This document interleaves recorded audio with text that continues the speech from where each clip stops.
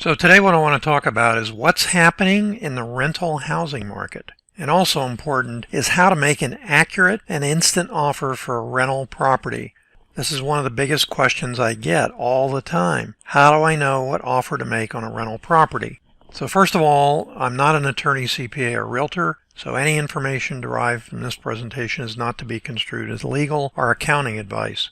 And for purposes of FTC, I always talk about there is no average of results, so anything related to averages is unreasonable as far as FTC guidelines prevail. So let's look at a quick market overview first of all. What I've been seeing for financing of large multifamily properties is the buyers are facing steadily increasing interest rates, in some cases 0.5% to 1% of what was promised just a month ago. Now, I can't say it's a trend, but it's also happening and even more dramatically in commercial office space rental buildings. The question becomes, are employees going to come back into the commercial office space, or are they going to simply stay working at home? Now, investors are always faced with having to place their money in opportunities where their money works for them, not they're working for the money. This should be a problem you have to face someday. Too much money and no place to put it. This rush to invest funds is a real issue and drives investments and interest rates. However, despite the immense increase in materials cost, it's still cheaper to build units and single-family homes than buy in most cases. Apartment buildings and single-family homes are popping up everywhere to meet the current housing needs, resulting in a constantly increasing need for funding. For this discussion, let's look at what types of rentals we'll be discussing. Single-family homes as rentals, as well as multifamily rental properties and any number of units. The concept of renting single-family homes is not new to real estate investing, but what is newer is the concept of building a portfolio of these homes with the sole intent of selling them out within the foreseeable real estate cycle. This is the most basic hedge fund strategy. In this methodology of getting the maximum return on the invested dollar, an appreciation rate is factored into the basic income model, which is usually never done in the case of multifamily properties. Whether he intends to rent a single-family home or not, an investor should look at what offer to make based on the value of the property as compared to other similar single-family homes in the immediate area. The investor's goal is to have the single-family home rental pay the mortgage and provide a cash flow until just the right time in the marketplace to take a maximum capital gain. This basic strategy works when the investor doesn't overpay for the property and later can't get his money out if the situation arises. Another example is where single-family homes have been purchased above market value with the intent to hyper-rent them as vacation rentals or Airbnb units. The concept has made many investors tons of money and has also caused untold losses of capital when the concept worked for a short time or it didn't work at all. Many of my students who started paying full market value are over for duplexes and triplexes years ago and went to Airbnb have since sold the properties because they've appreciated, and the Airbnb concept is intense in the terms of labor and cost and so on.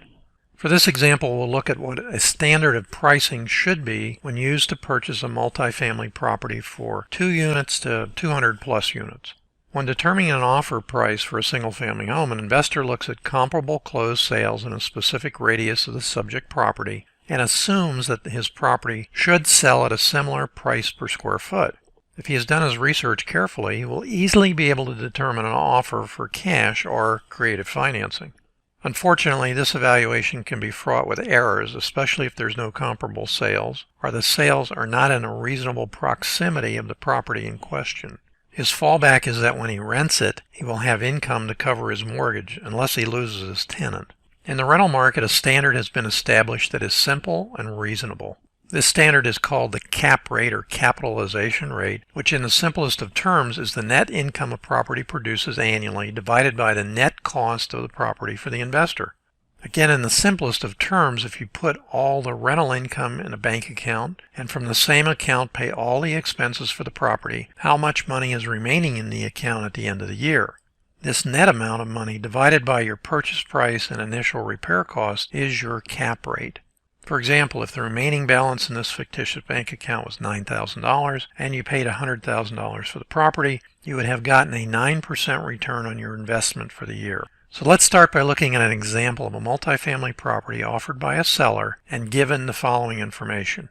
3 units each having 2 bedrooms and 1 bath. All units rented for $500, $600, and $600. Estimated repairs needed $5,000 per unit.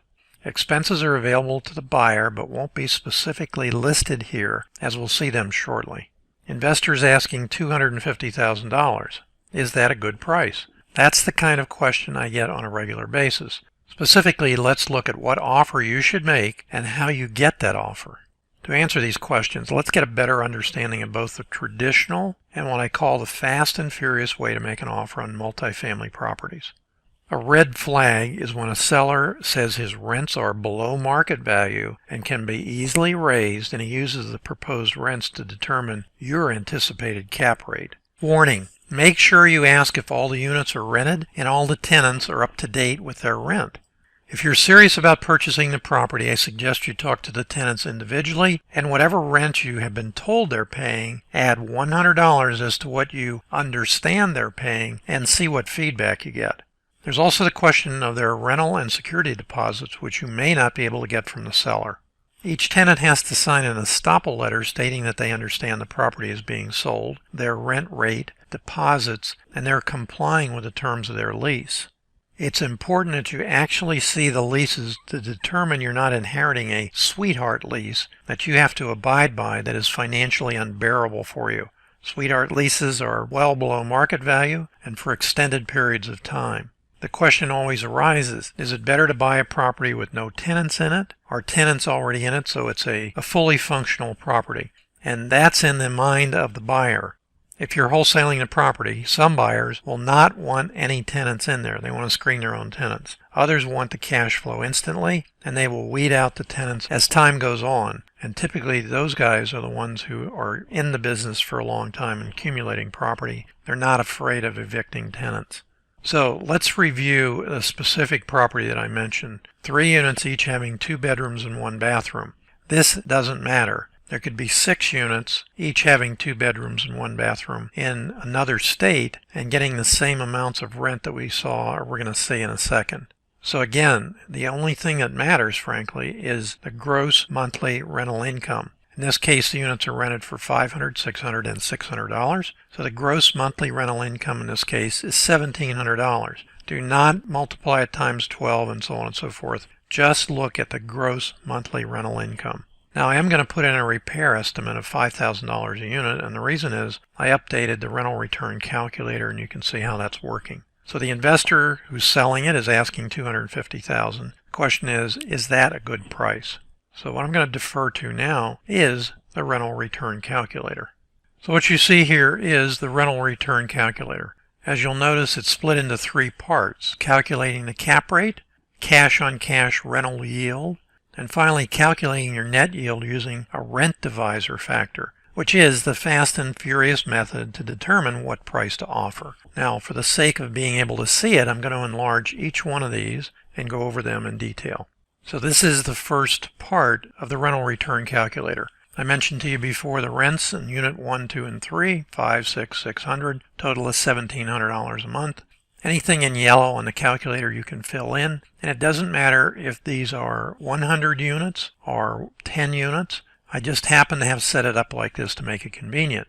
Now what I did do is I filled in $250,000 as the purchase price, and what I'm going to also do is fill in, if you remember, I mentioned the estimated repairs are $15,000. And as you'll notice down below, it automatically calculates the cap rate. Now how does it do that? On the right-hand side, it takes into account various general expenses: vacancy rate, insurance, management company. You may say to yourself, I don't need any management fee, and I'm not going to have a vacancy rate. And this is one of the ways that the seller can increase his cap rate. As you've seen what's happened, it's gone up somewhat quickly. Now, how about his taxes and so on? It doesn't matter for this observation. What I want you to know is, if you in fact look at things like the vacancy rate of 6%, which is low on the industry standard, and you look at a 10% management fee, for example, you're looking at a cap rate for you as the buyer with the repairs that you estimate of 5.22%.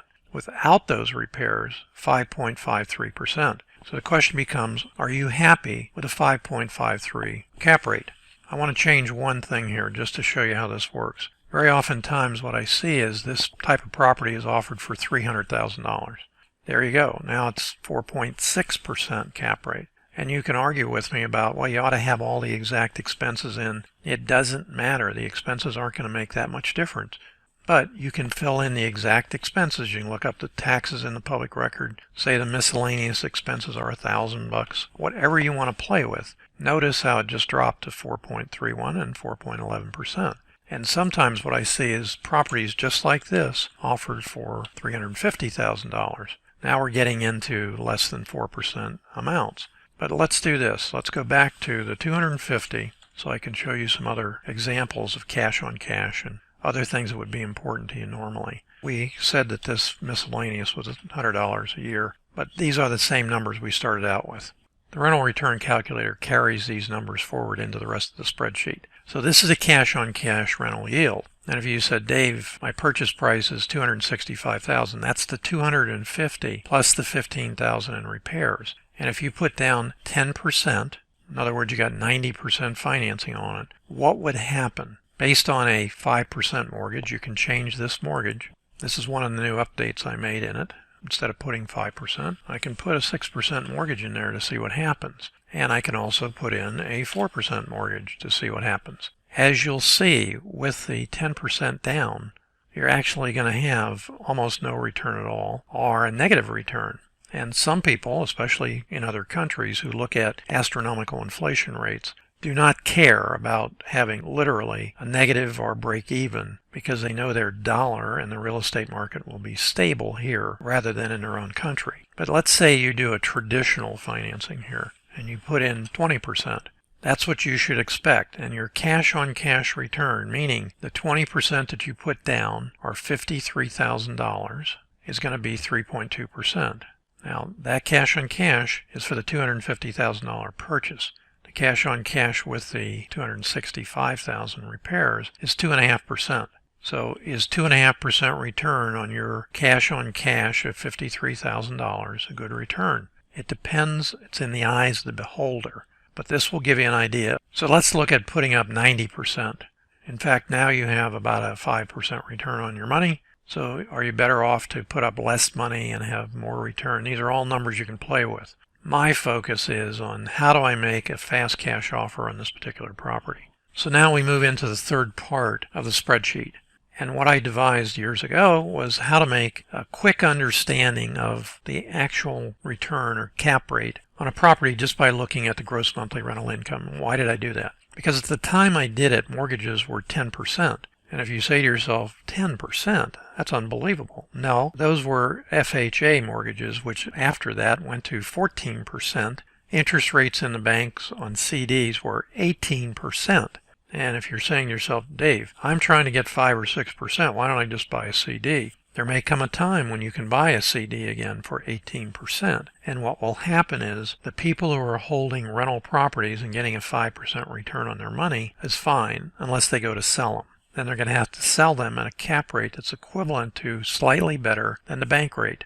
And as an example, as I mentioned before, anything with a yellow background on it, you can change. I happen to have 3.25% in here. That's a divisor factor just like 1% is here. So let's set this up. $1,700 a month, gross monthly rental income. Doesn't matter how many units, doesn't matter whether they're 2 1s, 4 2s, 1 1s, or efficiencies. What's the gross monthly rental income? If you divide that by a factor of 1%, that would be 1,700 divided by 0.01.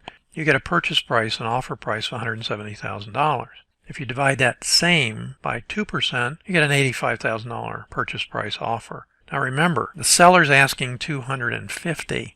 So you're saying to me, Dave, that's ridiculous. I called it the 2% rule when I made it up originally because initially when I did this, we were offering a 3% offer rate with a divisor of 3%, obviously. So we were buying these duplexes, triplexes, quadplexes with a divisor rate of, again, 3%. The most we ever got was 0.0325, or 3.25% rate. So we would pay, instead of $250,000, we were paying $52,000 or $55,000 or $60,000 for that same unit that you're looking at buying now, $250,000. If you're saying to yourself, was that the turn of this century or the last century? This was in 2008, 9, and 10. There was a scourge of REOs coming to the marketplace, and the one thing that lenders don't like is tenants, toilets, and more importantly, liabilities. And you could buy REOs with that divisor factor. But let's be realistic. What's the net rental estimated yield here? At a 1% divisor factor, it calculates it for you. Here it is, 8%. You want 8% on your money? That's where you need to be. But let's go and change from 3.25% to a divisor factor of 1.4. That means you can offer $121,000, get 11%. But Dave, you're going in the wrong direction. So what we have here is if you're shopping for a multifamily property and you want an 8% cap rate, then you're going to have to offer $170,000. That's the bottom line. But if you're willing to take something between $170,000 and $250,000, or a cap rate of somewhere between 8 and on the low side 5, you can then offer in between. Again, is $250,000 a good offer? It's a good offer in the eyes of the beholder of someone who's getting less than that on their money, wants to put it into something that's a rental property. But for you, let's say as a wholesaler, what you're going to have to do is use a divisor factor of 1% to get an offer price of $170,000, where you can then reoffer the property for that $250,000. So what you're going to do is reduce the cap rate. So for future reference, to make a fast and furious offer, when somebody comes to you and says, Dave, I want $250,000, here's what the income is, or $350,000 or $450,000 for the same property, divide the gross monthly rental income by 1%. That would be your offer price. Now it's going to be probably substantially below what they're asking. But let's say that it's not substantially below what they're asking, simply because of the area that the property's in. And an 8% cap rate is actually low. They could be saying to you, Dave, I want $85,000.